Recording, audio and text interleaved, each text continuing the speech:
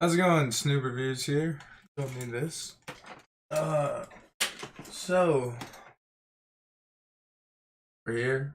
Talk about a couple more chapters. We got One Piece chapter 918. Luffytaro repays a favor. And yeah, we're gonna head right into it. I'm gonna try and do another 2 chapters probably. Break it down, talk about it. Not as sleepy this time.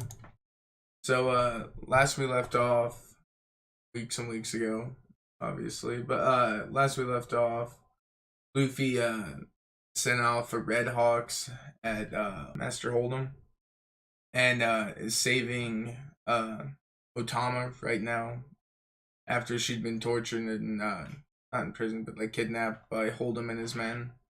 And so yeah, everybody around all of Hold'em's crew are kind of shocked. They can't believe how easily he was just taken out and handled. And then Zoro and everyone else is kind of reacting to it. Zoro was just shocked. He's like, he went ahead and hit him. It's already not good. Supposed to be watching Luffy, now he's already knocking dudes out. And so they've got the Komenu that's hauling the treasure trove of like tons and tons of quality food that none of the town are left over, or most of the citizens outside of the main city ever get to see. And they're currently, they've stolen that and they're leaving with it. And Hold'em just gets knocked unconscious. He's getting reactions from everyone around him. And they're all kind of shocked that Luffy just took him out with one hit. And they're judging, I guess, their power level. They definitely are overwhelmed. And so yeah, Luffy's just ripping out of there, and he has this idea. He sees a horse from the back, just hops on back with Otama, and he's like, "What great timing!" And she's freaking out. It's Master Speed, and she's like, "Who's hugging me?" And she's all like swooning backwards, and Luffy realizes, he's like, "Wait, he thinks she's a human." Then he decides different. He's like, "Oh no, she's definitely a horse," because he looks back and sees horse legs. So yeah, he's like easily convinced she's a horse now. And everyone's running, chasing after him, trying to capture him. And Luffy just turns and asks Tama, he's like, "Give me one of those dangos." And she pops out, one of her Kibi dangos. And Luffy's like, "Okay, just tame the horse." And she's not sure if it'll work because, she's a human still. But apparently, when she eats it, it makes her completely complacent. Like, yeah, Tama is actually able to control her to some degree. She's now essentially her master in a weird way. But it's curious because, like, is it just because she ate, like, a gift or, like, an artificial devil fruit? She's, like, now part animal? Or does this shit actually work on humans? She said, I believe she said it didn't. It's not supposed to work on humans, but no, it's weird. If so, I mean, that's overpowered. Like, yeah, Kaido and those guys definitely want to use that shit. And yeah, so they just kind of talk about it and are shocked by it. Luffy and Tom have the same discussion I'm having with you. And so they're all chasing after Master Hold'em, and they're all kind of confused why she's listening to him. She's helping him out. So they're, asking if she's being blackmailed or something. And Tama's just like kind of in awe of Luffy. She's like, "You were just like Ace." And Luffy didn't quite catch it, and she just kind of rolls it off and hugs him. It's kind of sweet. Cuts over to Law facing off against Hawkins, which I guess Hawkins doesn't know him yet, but he realizes, he looks at his tattoos and he sees the power, and he knows because it's met Law at the Sabaody Archipelago. And so Law's just trying to buy time. Honestly, I think he actually is trying to kill Hawkins to a degree if he has to. And so Law's like breaking down, like, in his head. He's like, well, Roanoa knows, Zoro knows not to make too big of a scene. So he's like, I don't think they'll do anything stupid like take down Hold'em, which Oh, Law, you don't know yet, man. And he's just saying like, man, if they screw this up, we're over, we're screwed. And Hawkins finally figures out, he's like, yeah, did Law form an alliance with Luffy? He's like, it's definitely him. And Law tries to send him away, but Hawkins uses, I guess, one of his second lives. He has an extra life because Law cuts him down. But Hawkins also cuts him down. No, he doesn't even cut him down. He's just pulling something. He's pulling his sword out. It looked like he was trying to cut him down. But yeah, one of Hawkins' men just falls on the ground. And Hawkins uses his not bamboo shoot. It's like a straw sword. I don't know. I can't remember what he called it earlier. But he uses that. He extends it to take out Law's straw hat or straw mask he's using to cover for him, and calls out that yeah, it's Law. And then they cross blades, and so yeah, Hawkins tells him, he's like, it's easy to see through you. He's like, I was trying to scare you. Or Law like says, you know, I'm just trying to scare you off. He's like, I really don't enjoy killing people. He's like, I'm a doctor after all. And Hawkins isn't intimidated. He's like, welcome to Wano country. And he makes the comment, you know, it's like, you're not here to sightsee. And so he's on to the fact that like they're here as an alliance. And he knows that they're planning something big, and he's kind of warning him that, you know, you guys aren't going to be able to pull off anything. He's like, even though you're trying to shut me off quick, like you aren't ready for Kaido.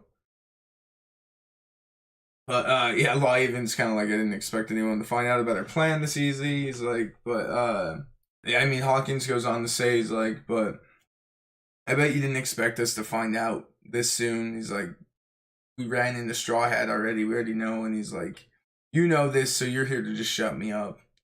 And Law's just like, shoot, man. One of the transponder snails starts buzzing, and yeah, they comes through that Hold'em's been defeated by the thieves, who they're comparing to the mountain thieves we see in a little bit. Or I think they actually just showed the mountain thieves, but Shoten Maru or something, his name. Either that or he comes up in the next chapter or two. And yeah, they're letting them know that they're currently escaping, and someone needs to report this to Jack immediately. Or no, they've already reported to Jack immediately.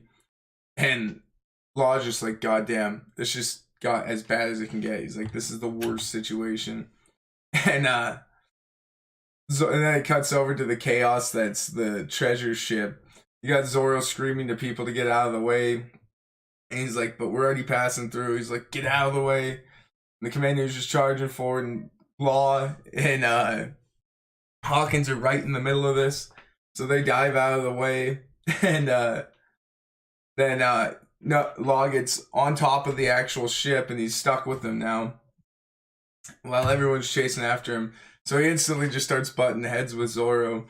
And he's like, you promised you wouldn't cause any more trouble. He's like, you promised over and over again that you wouldn't cause any more issues. And he's like, not only did you make yourself wanted, but you also, you're making Jack come in. He's like, I can't trust anyone. He's like, all the Straw Hats, unreliable. And he's like, why the hell are you out here in Curie? And Okiku's kind of like, how they already know each other? This is so strange. And she just tells him, you know, we're out of town. It's like, Zoro's like, cool guy mode, just turns, he's like, we're going to Okabori town. Let's drop off these provisions.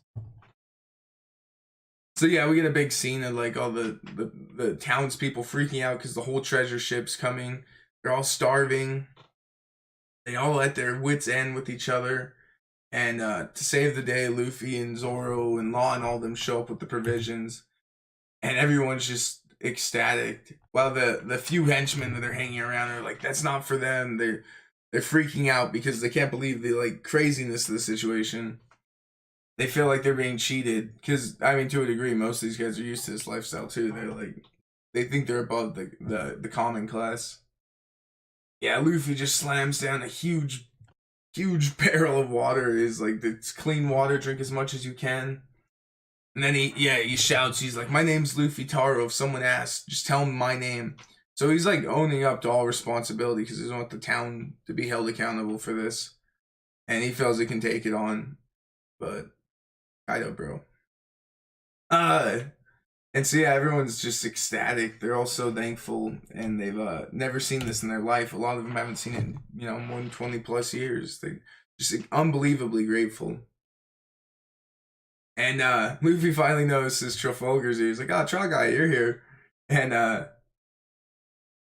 Law just tells him, he's like, this is a rebellion against the whole country of Wano. And then you get this nice image of Otama holding an apple.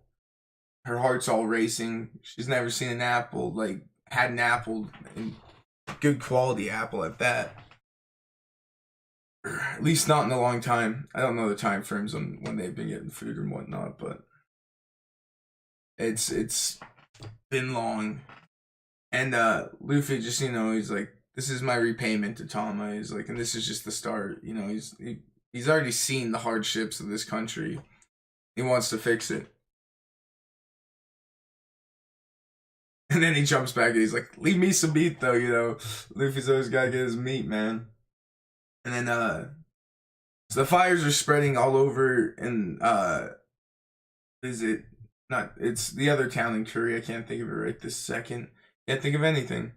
Why am I reviewing One Piece? Should have done some basic notes. Either way. So they're all tending to Hold'em's wounds. And you get Hawkins, who's informing the higher ups, he's like, Hold'em screwed up, and we have to deal with these people as quick as possible. And he even says, Hawkins tells him, he's like, even if I'd been there, I don't know if there's anything I could have done. So it cuts back over to Luffy and Tommy. He's like, Tama, don't get too happy over this. He's like, this is going to be your normal life. He's like, he's got a very serious look, which is, Luffy's right off the bat, really fighting for these people.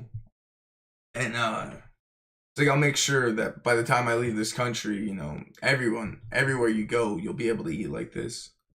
And I guess it's a promise that Ace had pretty much made, the same exact promise. And Luffy's like, would that make you happy? And Tom was like, no, of course it would make me happy. Just a little surprised. She's just tearful, just so grateful. I'm sure she can't believe someone fell in their lap like this. And so Zoro turns to Luffy, of course, one to dish out, complaints about how the situation's being handled, even though he's just as much in the door. He's telling Luffy off that he's made a full-blown pursuit. He's screwed up big. And Law's like, I don't want to hear that from you. You're not one to talk. So Law moves their location. He's like, we need to head up into the mountains. He'll hide out, and he's like, also, there's something you need to see on top of the mountains, the ruins of Odin. So ominous awaitings happen on the mountain of Odin.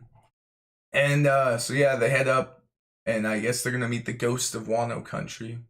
Luffy's kind of like, ghost. And Law just says you'll be surprised when you see him, and Zoro says it too. It's really ominous. And it ends off with, you will learn the unbelievable truth. And then you see these tombstones. Odin, Kozuki's name. Kazuki Momonosuke. Retainer Raizo. A retainer we can't read. Another Kozuki name. Kinemon. And Kanjuro. Weirdness. Yeah, it ends off really ominous. Super strange ending. We'll get into what goes on, but yeah, I mean, there's more to it as I break down what goes on. But God, they really set up a lot of hype on that chapter. It's not that I didn't enjoy what they did. It was just funny. I don't know, it got people's minds going. They're playing tricks. So the cover pages have just been, the different flags and pirates of the Grand Fleet. Just 2-part section showing off, the different members' flags and their head captain. Nice, solid stuff, but they just, just look kind of cool. That's about it. So Luffy, it starts off with Luffy and Tama parting ways, and him entrusting Speed to take care of Otama, and they're kind of arguing back and forth because Speed's like, "You're not in charge of me. I don't know why I'm helping any of you," but she still feels obligated and keeps saying like, "Yes, master." And she even says, "Yeah, it's only natural for a servant to protect their master." And Tama's just so grateful. She's thanking Luffy for the porridge and the apple and all the food she gotta have. And she's taking an apple to her master. And Luffy just says, tell Hitetsu hi. And that he'd bring his sword back eventually, that he's still gonna keep borrowing it. And Zoro's like, "Hey, you still haven't let me see that. Like, you haven't even been using it, right? Just let me see it for a second." Man, come on, just seriously. And Luffy just straight ignores him, He doesn't even care. It's his sword right now. He's so stoked on it, but he doesn't do anything with it. Either Oda's just gonna keep holding that sword thing in front of us because he thinks it's funny because people want to see Zoro get the next sword up and just doesn't care anymore, or it's gonna do something to Luffy and eventually Zoro will have to take it over or something. I don't know. It's weird. Friggin' sword, man. Why won't Luffy show it to him? And so at this point, we actually get a little information we didn't know. I guess the Kamenu didn't get fed a dango. The Kamenu just listens to Otama, or people it trusts, and so it lets Luffy and them control it. And they get the town people all thanking Luffy, a big happy, like everyone's jumping, just yelling, and so grateful for Luffy. And Luffy just kind of turns. He doesn't know how to receive gratitude. He doesn't want it. He doesn't mind helping people. He doesn't want it. He just, smiles and waves. It's such a good picture. And Law just, skulking in the background, like, benevolent pirate. He's like, how revolting. Law's just as benevolent. Like, he talks about loving being a doctor. I mean, he's a very considerate guy, but I get he has a sterner approach. But he's warming up. He's warming up. Luffy's like, I did something good. Okiku's just like, we stole that food, didn't we? So they head off, and Okiku's going with them, weirdly enough, and she's been meaning to go to the Odin Castle, I believe. And she really doesn't need to go, but she just wants to check up. She really likes Luffy and all them, but she doesn't quite trust them enough, and she knows there's something going on top of the mountain. So she says she's just gonna make sure they get up there and they aren't doing anything bad, but she'll slip away once she gets up to the castle. And Luffy even says, he's like, "Oh, Kiku, don't worry about it. You're a strong person. Like, you're totally fine with us protecting us." And Zoro he makes the comment, he's like, "Nah, that's not it. She's hiding something from us." It's a super sinister look. And we get an image of the flower capital. Great panels just coming out of it. Really, there's solid theme and direction coming. I can't wait to see it animated because already, like, the setups for all these panels have just been so good. Excited, man. And it's a setting from a classroom, so you got a teacher asking if they know what an isolated country is. All the children are like, "Oh, I can." They're like, it's when the country closes its borders to the whole world, and it's in order to protect its people. And the teacher says, "Correct," so they're brainwashing these kids. And then they explain an open country, and essentially it's like where evil people flow in and out of the country, and a lot of people around the world have tried to do that to Wano, and that they're evil. And this very attractive blonde that I can see Sanji having issues with, it's a teacher, and she says, despite that in the past, there were foolish people who tried to open the borders. And all the kids screamed like, yeah, it was the 9 Odin and his 9 red scabbards. So it's like Odin and his 9 samurai. And so yeah, these kids are all being brainwashed. It's very communist in theme. And the teacher has a devil fruit. She all stretches her neck out like a snake, some kind of snake devil fruit. And she, says, I didn't ask for these answers. And she's like, I don't like hearing those names. And so I don't know what her relation is 100%. She looks crazy. She's possibly a member of Kaido's crew that just works here and helps with like the brainwashing. Maybe she's just a part of Orochi's team because Orochi has a lot of relation to Snake. But she definitely feels like she's gonna be a part of the story. We haven't got a name, but she looks pretty cool looking. I see Nami fighting her. Robin fighting her would be kind of cool. And so they say that, a hero stopped the 9 scabbards, those evil samurai. And they all, shout. It's the Shogun Orochi, of course. And I guess he uses 2-sword style Santoryu, because it says Orochi dual edge style. That's why I think it's like 2-sword. And this kid starts thwacking him. He's got like his hands with 2 rulers, so I'm assuming that's that way. This kid just cries like, I got defeated. And the teacher just starts laughing. She's like, yep, those evil people all died 20 years ago. And that's how this country became so peaceful. And we cut over to another section of the Flower Kingdom, where there's a samurai hanging out on these stairs, drinking sake. His name's Master Kiyoshiro. Kiyoshiro, yeah.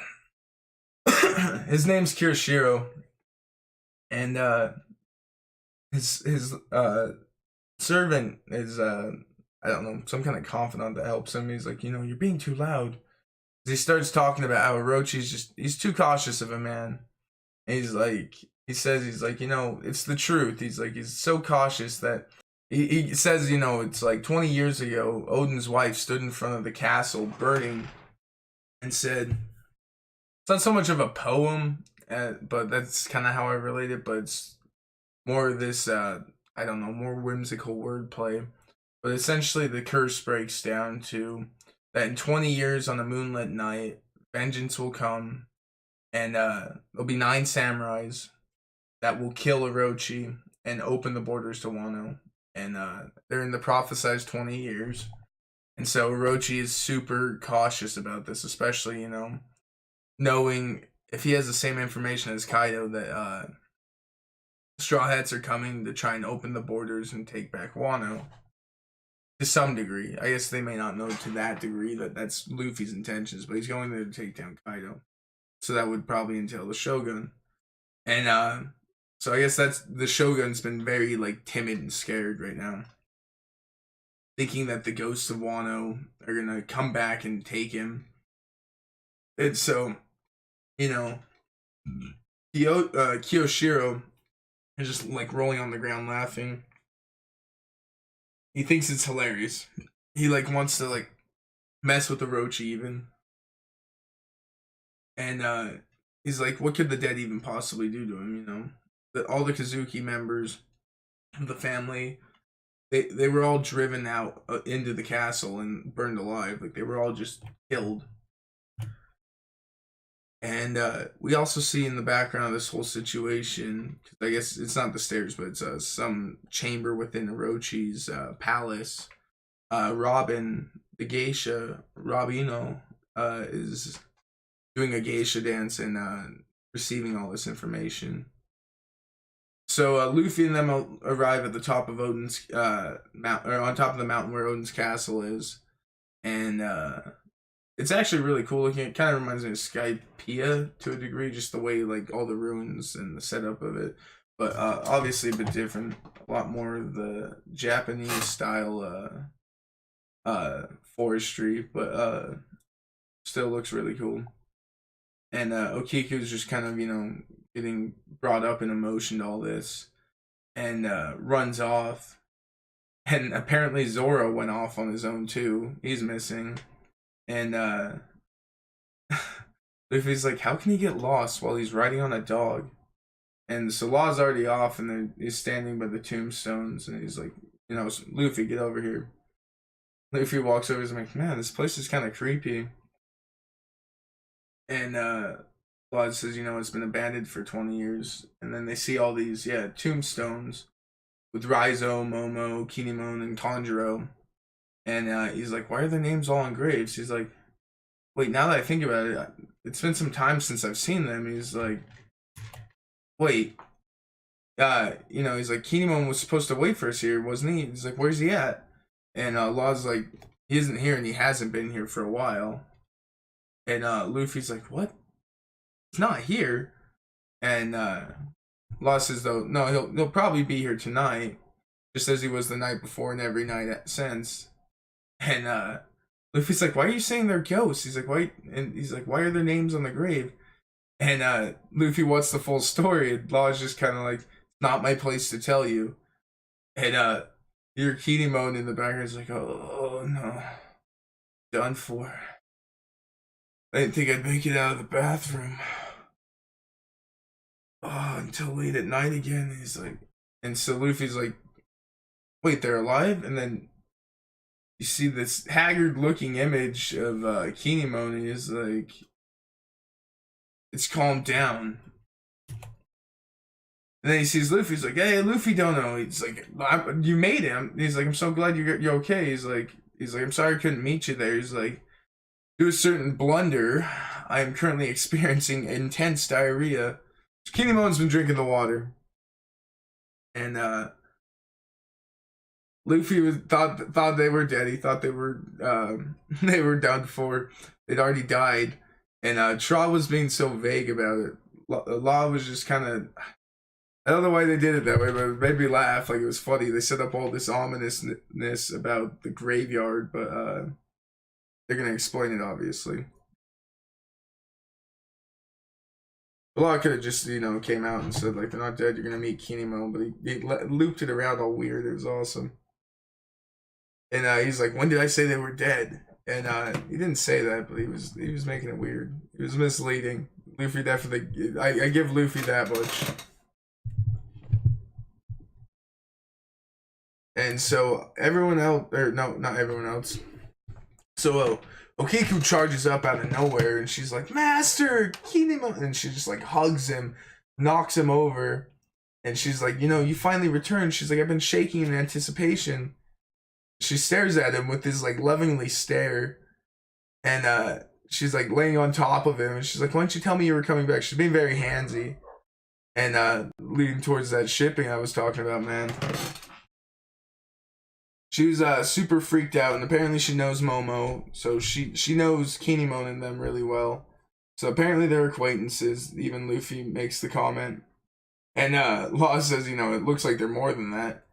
And then Okiku gets this like shocked reaction. She's like, Master, I mean these people. And then he goes on to explain. He's like, yeah, I'm not sure where to begin. Kinemon's like, Okiku, these people are powerful, and there are outside help that I've been talking about. And then Momo shows up, and he's like, wait, Momo's here? What the hell? I thought he was with Duke, but yeah, apparently they'd already gone over there. It was only like they were on Wano not Wano, Whole Cake for 3 days, but I guess they went like a week out and a week there.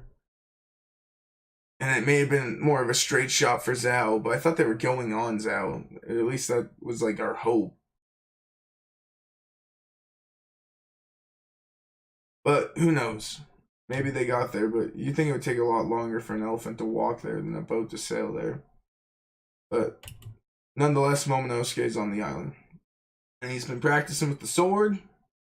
He's very subpar at it, looks. And so Luffy now says, is Duke Storm. I can't remember their names right now. It's like Inuyasha.